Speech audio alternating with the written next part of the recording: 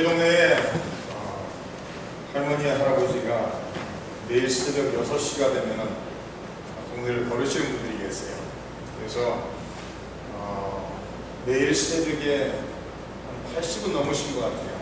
이 노부가 새벽 6시에 일어나서 저희 동네를 40-50분 정도 이렇게 걷습니다. 그러면서 저랑 아침 인사를 나누면서 자기 건강을 유지하기 위해서 이렇게 매일 운동을 한다는 거예요. 쉬운 일이 아니죠.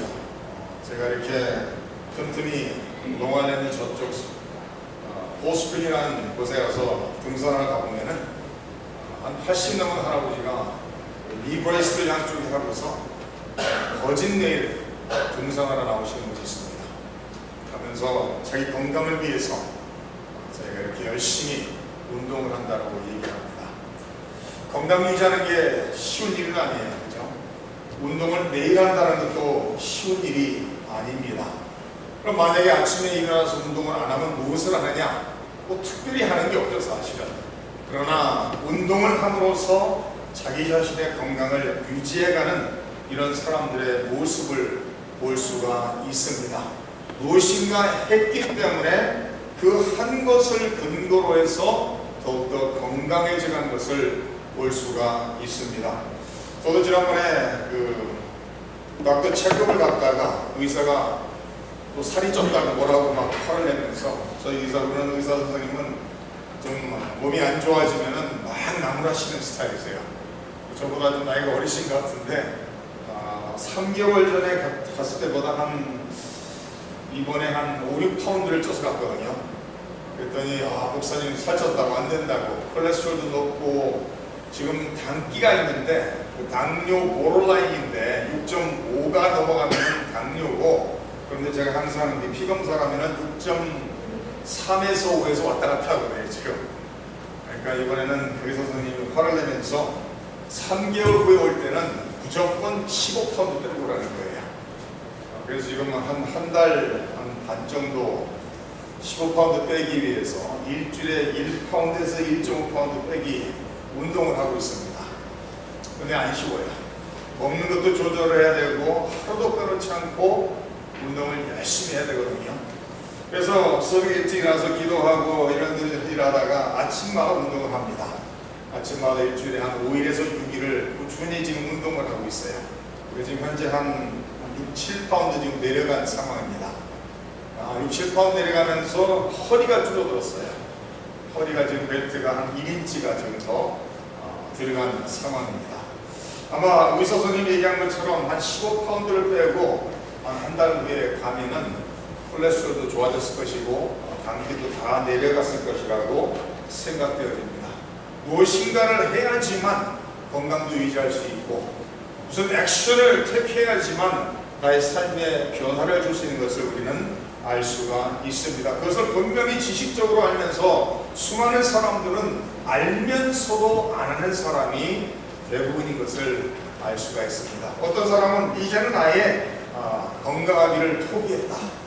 제가 지금도 생생하게 기억하는 것은 제가 신학교에 있을 때 교수님 중에 한 분이 이런 얘기를 하시더라고요.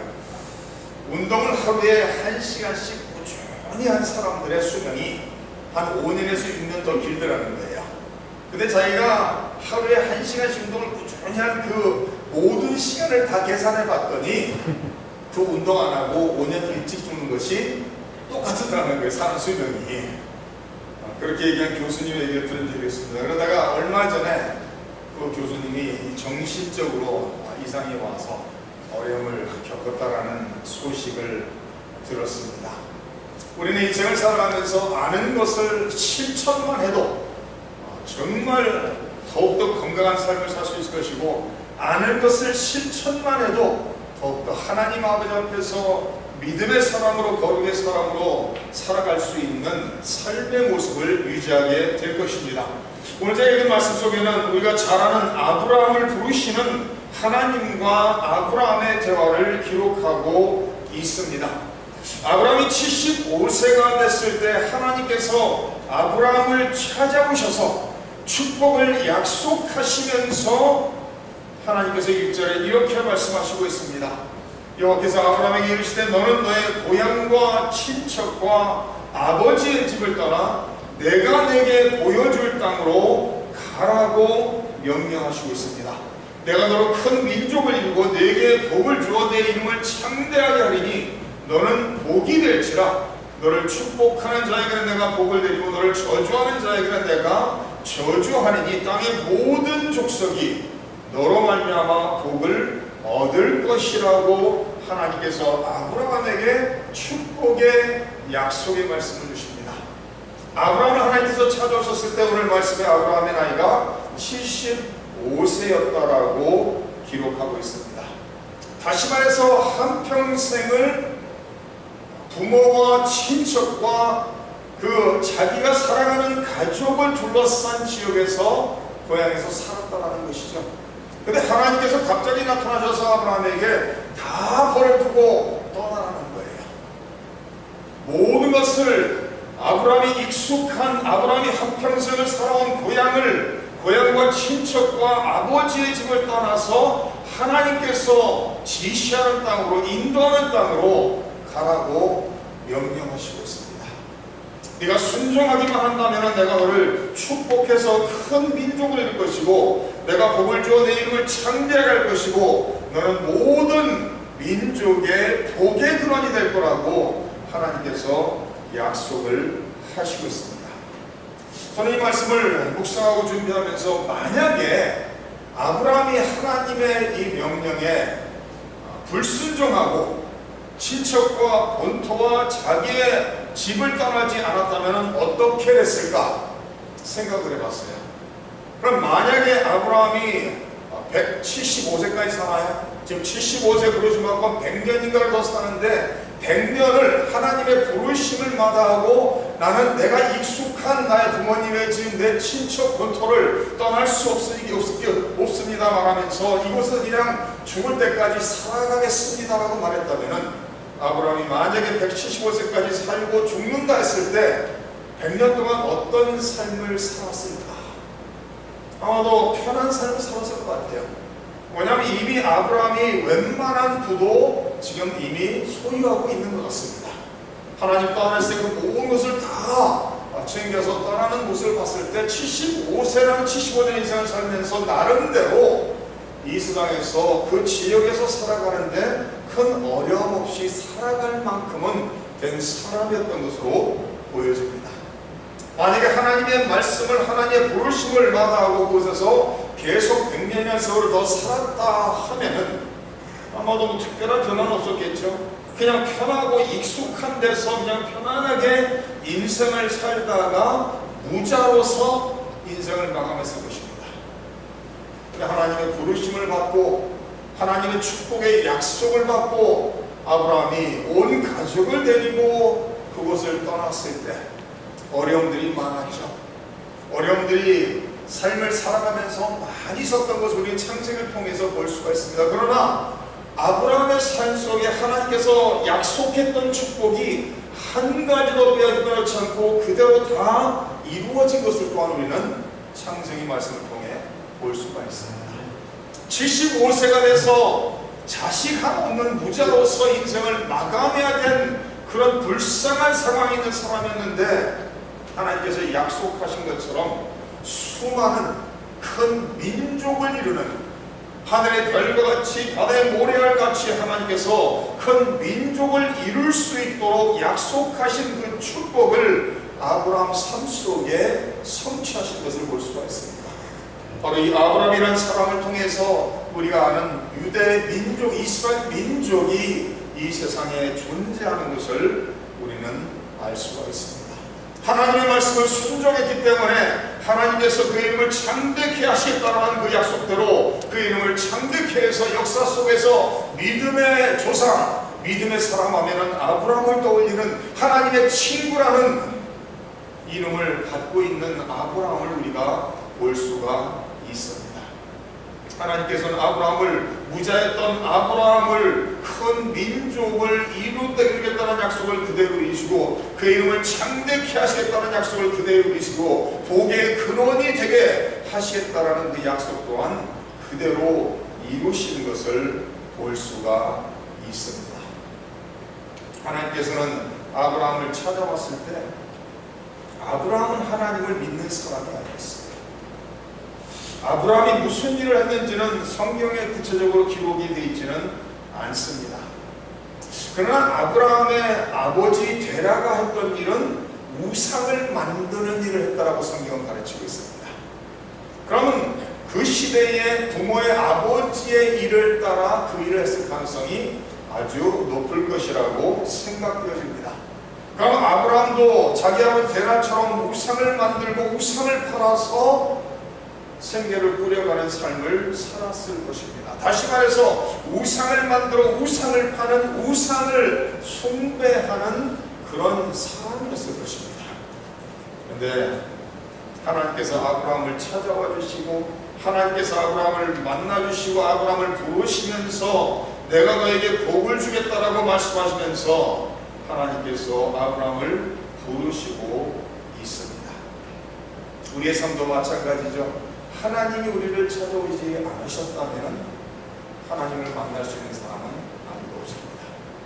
아담과 하와가 하나님 아버지의 말씀을 불순종하고 죄를 짓고 도망가 숨었을 때 하나님께서 아담과 하와를 찾아가시는 거예요.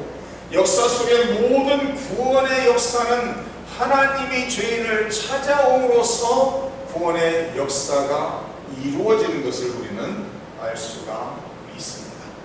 우리 성도님들이 구원받은 것도 우리가 하나님을 찾아간 것이 아니라 죄악 속에 물들어 죄를 짓고 살아가며 세상에서 아무 소망이 없는 세상에 물들어 있는 우리를 하나님께서 찾아오시고 우리를 하나님께서 만나주시고 하나님께서 아브라함에게 축복 약속을 하신 것처럼 우리도 만나주시고 구원하시고 축복의 약속을 우리에게도 주신 것을 우리는 알 수가 있습니다. 하나님은 하나님의 백성들을 축복하시기를 기뻐하시는 하나님인 것을 믿으셔야 됩니다.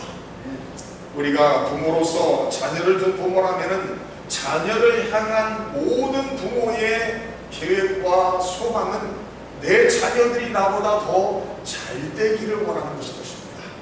그렇지 않겠어요? 어느 부모가 내 자식이 나보다 못했으면 그런 사람은 없지요. 내 아들과 같이 서 있을 때 아들 너무 잘생겼습니다. 내 딸과 같이 있을 때 따님 너무 예쁘고 아름답습니다. 이런 얘기를 들으면 나를 칭찬하는 것보다 더 기쁨을 누리는 것이 부모의 마음이에요.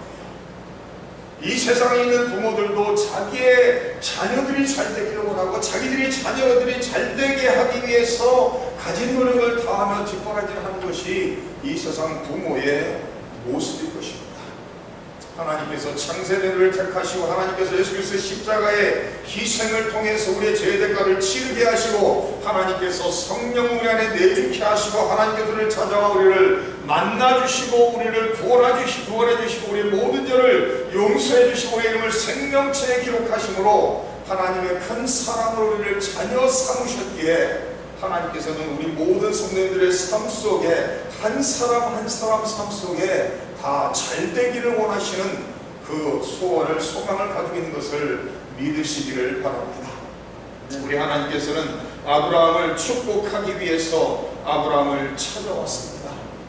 아브라함을 축복하시게 찾아와서 아브라함을 통해서 온 세상이 복을 얻게 되기를 원한다라고 3절에 말하고 있습니다.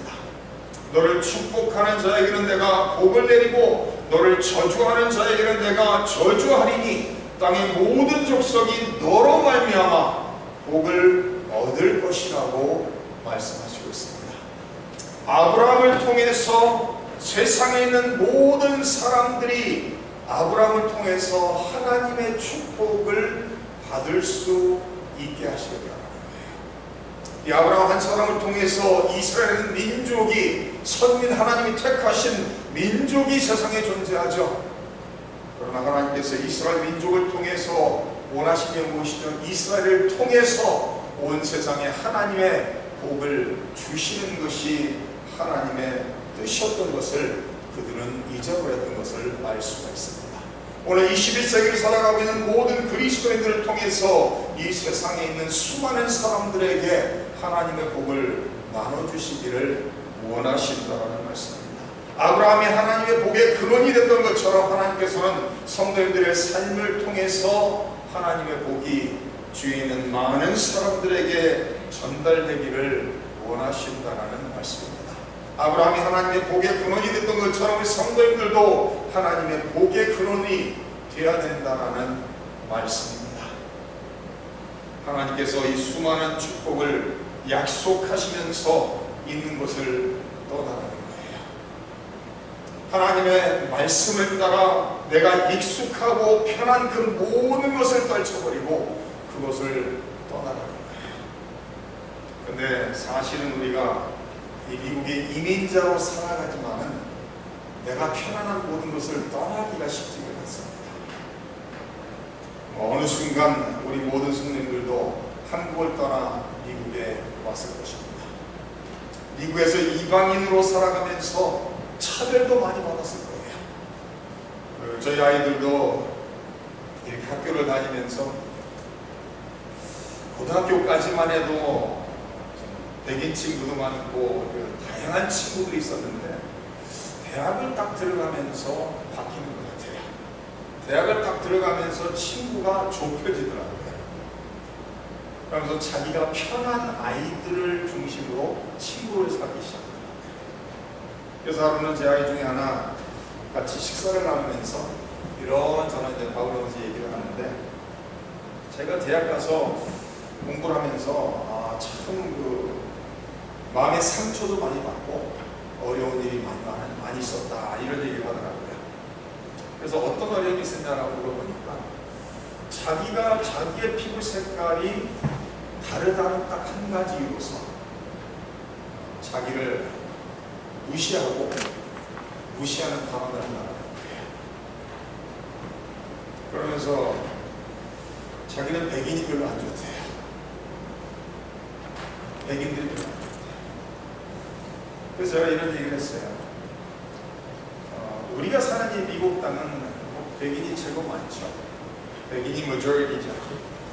그러나 이 미국 땅에서만 그런 것이 아니라 전 세계 어느 나라를 가도 차별은 항상 하는 것이다. 한국에 가면 한국 사람들 차별 안 하나요? 한국에 가면 한국 사람이 아닌 사람을 향해서는 다 차별해요. 혼혈하는 것들 바라보면은 어렸을 때 아이들이 다 놀리기 시작해서 성인이 돼서도 피부색이 다르다는 이유로서 얼마나 차별해요. 지난번에 제가 다큐멘터리를 보니까 1살, 2살, 3살 때 미국으로 입양 왔던 아이들, 한국에서 미국으로 가장 많은 아이를 입양 보낸 나라가 한국이에요. 사실은 70년대, 80년대 무지하게 보내더라고요. 그래서 그 아이들이 미국에 와서 사실 70년대만 해도 이민이 그렇게 많지 않았으니까 저도 미국에 맨 처음 갔을 때요, 75년대 이민을 왔을 때 브루클린 지역에 살면서 딱 학교에 갔는데 한국인 한 명이 없어요. 그런 상황이었어요. 그래서 1살, 2살 된 아이들이 입양돼서 백인 부모 밑에서 이 미국 땅에서 동양 사람이 거짓없는 데서 성장을 하죠. 그러면 성장하면서 미국 백인 양부모들은 숨기질 않죠. 숨길 수가 없죠. 피부 색깔 따로 다 다르니까. 네가 몇 살 때 한국에서 너는 입양해 왔다. 이런 걸 다 얘기해 주죠. 여기서 1, 2살부터 성장을 하면서 언어의 문제는 전혀 없습니다. 공부에도 전혀 문제가 없어요. 근데 이 아이들이 학교 가서 공부를 무지하게 열심히 하는데 열심히 하는 이유 중에 하나는 딱 한 가지. 한국에서 어려서 버림을 받았는데 지금 백인 양부모로부터 버림을 받지 않기 위해서는 내가 공부를 정말 잘해야 된다. 이런 강박감 속에서 공부를 무지하게 열심히 하기 위해서 이 수많은 입양 아들이 의사나 변호사나 성공한 사람이 꽤나 많아요. 근데 여기서 성장하면서 완전히 이방인이 된 것을 항상 의식을 하죠. 학교 가면 날마다 놀리죠.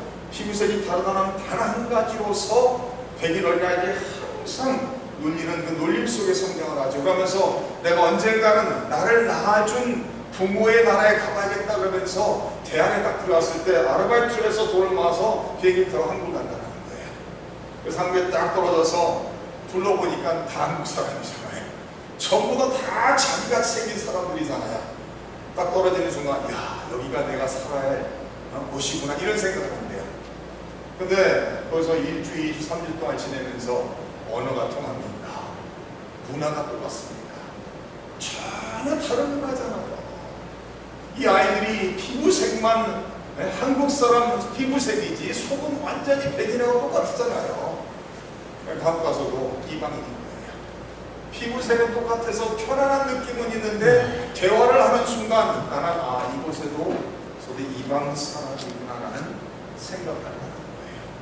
그래서 다시 미국으로 돌아오면서 그럼 나는 어디서 나를 내 모습대로를 받아주는 곳이 있는가 끊임없이 고민을 한다라고 말하는 것을 그런 내용을 본 적이 있습니다. 내가 편한 곳, 내가 편한 사람, 그 지역에서 그렇게 살아가는 것이 누구든지 원하는 모습일 것입니다. 그러나 하나님께서는 아브라함을 축복하시겠다고 약속하시면서 모든 편안한 것을 다 떨쳐버리고 떠나가는 거예요. 근데 신기하게도 아브라함이 하나님의 부르심과 약속을 믿고 하나님의 말씀을 따라 떠났더라고 성경은 기록하고 있습니다. 사전에 이 아브라함이 여호와의 말씀을 따라갔고 롯도 그와 함께 갔으며 아브라함이 하란을 떠날 때 75세였더라. 아브라함이 그의 아내 사라와 조카 롯과 하란에서 모은 모든 소유와 얻은 사람들을 이끌고 가나안 땅으로 가려고 떠나서 마침내 가나안 땅에 들어갔다라고 말하고 있습니다. 떠나기 어렵지만은 순종이 쉬운 것은 아니지만 그러나 하나님 아버지의 하나님의 약속을 붙잡고 순종하고 나갔다라고 말하고 있습니다.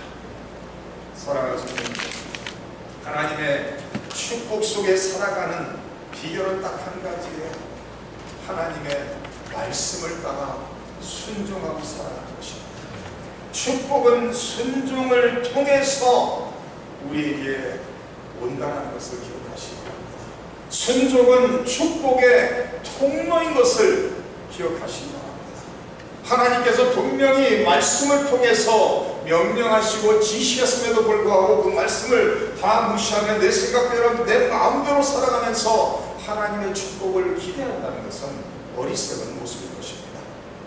하나님의 자녀들은 하나님의 말씀을 붙잡고 하나님의 말씀대로 명령대로 순종하고 살아갈 때 하나님의 축복을 날마다 누리며 살아갈 수 있는 사람인 것을 기억하시고 오늘 하루도 하나님의 자녀로서 하나님의 말씀을 붙잡고 하나님의 인도하시는 대로 하나님의 말씀을 통해 주신 모든 명령을 붙잡고 그 말씀 가운데 순종하고 살아감으로써 하나님의 축복을 오늘도 누리시는 하루가 되시기를 주님의 이름으로 축원합니다.